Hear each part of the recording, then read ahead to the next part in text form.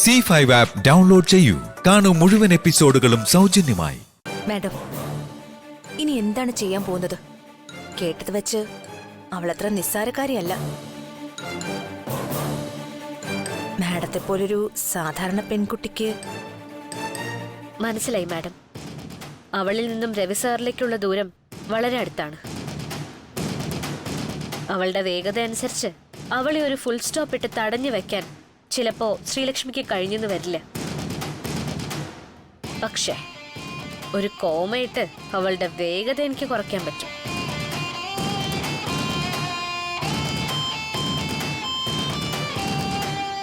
അവളെ നിലയ്ക്ക് നിർത്താൻ ഒരു വഴി ആലോചിച്ചിരുന്ന സമയത്താ അപകടം ഉണ്ടായതും ശ്രീലക്ഷ്മി കൺമണിയായി പുനർജനിച്ചതും. കുഞ്ഞിലെ പഠിച്ചു പകുതിയാക്കിയ കുറച്ച് കളരിയും എന്റെ ശൈലിയും ഭാഷയും എല്ലാം സുപരിചിതയായ ഒരാളെ പോലെ ആയപ്പോ ശ്രീലക്ഷ്മിയേക്കാൾ കൺമണിയെ എല്ലാവരും ഉൾക്കൊണ്ടു തുടങ്ങി. അധികനാൾ ആ വേഷം കെട്ടിയാടാം എന്ന് കരുതിയിരുന്നില്ല. എങ്കിലും കുറച്ചുനാൾ കൂടി വേണം. എല്ലാവരും തോറ്റെടുത്ത് ഞാൻ എന്ത് ചെയ്യാനാണെന്ന് മാഡത്തിന് തോന്നുമായിരിക്കും. എന്റെ മനസ്സിലുള്ളത് തവണ തവണകളായി ഞാൻ മാഡത്തോട് പറയാം. പക്ഷേ അതുവരെ മാഡം ഇക്കാര്യം ആരെ അറിയിക്കരുത്. രാജാറാം സാറിനെ പോലും.